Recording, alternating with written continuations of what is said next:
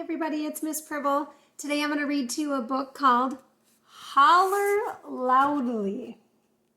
It's a book about a little boy who has a very loud voice, but it ends up being a good thing in the end. We hope you enjoy this. Holler Loudly by Cynthia Leitich Smith, illustrated by Barry Gott. Mama and Daddy Loudly named their baby Holler because he cried so loud that the pecans fell from the pecan tree and the prickly pear cacti sprouted more needles. So loud that every hound dog in the county rolled up his ears and tossed back his head to bay. So loud the armadillos woke from their naps and the turkey vultures dropped their feathers. Hush, folks would tell Holler. Hush! Mom and Daddy loved their son. They tried everything to get Holler to speak more softly. When he was a baby, they said hush nicely. When he was a toddler, they said hush sternly.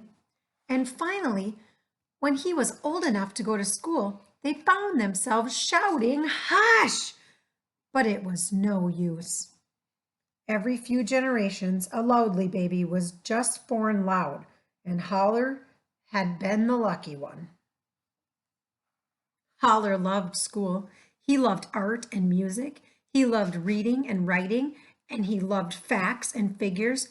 But every time he exclaimed, "Yippee-ki-yi-yo, I love math!" His words came out too loud, so loud that Mr. Smarty's chalk burst into dust and the students ducked for cover. Minnie Bell said, "Hush, nobody cares." Jimmy Joe said, "Hush, you're annoying." And Mr. Smarty said, "Hush, no recess for you." Holler didn't like missing recess. How he wished he didn't mind his voice. Holler loved to go to the big old theater. He loved to stand in line for tickets. He loved to sit in the velvet seats, and he loved to see the show. But every time he exclaimed, "Yippee-ha! I love movies!" his words came out too loud, so loud that he rattled the chandelier and flattened Miss Poofy's hairdo. The ticket sellers called, "Hush, I'm trying to count change." The lovebirds called, "Hush, here come the preview." And the usher called, "Hush, you've got to go." Holler didn't like having to leave the movie theater.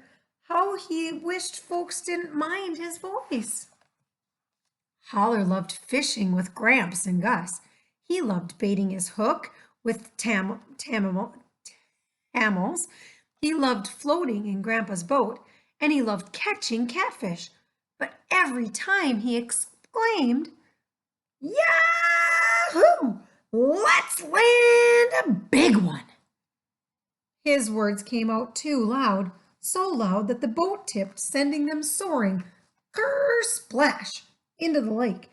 The catfish yelled, "Hush, we're out of here." Gus yowled, "Hush, there goes my dinner." And Gramps yelled, "Hush, no more fishing today." Holler didn't like being all wet. How he wished Gramps' cat and catfish didn't mind his voice. Holler was feeling blue, so Mama and Daddy took him to the state fair. He loved cotton candy, he loved the Ferris wheel, and he loved the prize-winning livestock. But when he called, "Soo-wee!" Holler was so loud that the hogs broke free, then the cattle stampeded, and the whole fair shut down. Mama's patience had run out. Daddy's devotion had worn thin.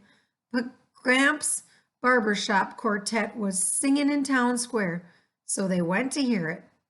Holler loved Gramps. He loved Gramps' cat Gus, and he loved their barber quartet.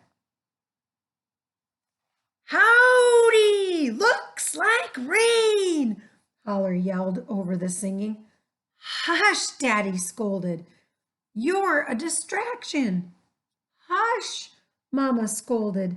Nobody can hear the music. Hush! The whole town scolded.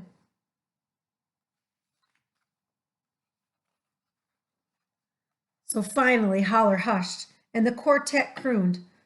It didn't seem fair, though. Nobody was telling Mr. Smarty to stop thinking, or Ms. Poofy to take down her hair, or Gus to give up fishing, or Gramps to forget his songs. Did folks want Holler to hush forever? Being loud was part of who he was. Would they ever appreciate his company, voice and all?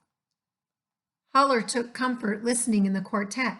He loved songs about cowboys, and he loved songs about best girls. He loved songs about love and little doggies, and Holler realized something. When he was quiet, he could listen better. Quiet times could be just fine. Just then, Holler looked to the sky. A tornado! It could flatten the town. Right then, Holler knew in his heart that sure times to be quiet, but there were also times to be loud. All righty! He bellowed so loud that the land rolled and rumbled, rippled and shimmied and shook, so loud that the 10-gallon hat soared into the sky, so loud that Mama and Daddy, Gramps and Gus, men and women, boys and girls sailed, whoosh, plumb off their boot heels. Go away! Holler shouted at the tornado, which blew a raspberry at him. I mean it, he threatened on his way to the gazebo. Ha ha ha, laughed the twister. Listen up, you big bag of wind. This here is my town, and you'd best skedaddle. And Holler was so loud, so absolutely, positively, knee-shaking, earthquaking loud that the tornado blew into 1,000 sweet, teeny breezes, not one with an ounce of sass. It was official. Not only was Holler the loudest boy in history, he was also a hero. Yippee-ki-yay-yo, everyone hollered. Yee-haw! Yahoo, yahoo, yahoo, yahoo, sang the barbershop quartet, and Mommy and Daddy sighed. All righty. In the future, Gramps declared, when you're loud, nobody's gonna mind. So they all joined hands, cheered, and danced till the cows came home. From that moment on, Holler was quiet at quiet times and loud at loud times. The townsfolk were so delighted they painted his name on a very important sign. Holler Loudly, Public Library, please hush. Our hero. The end. I hope you guys enjoyed that book. Have a great day and God bless.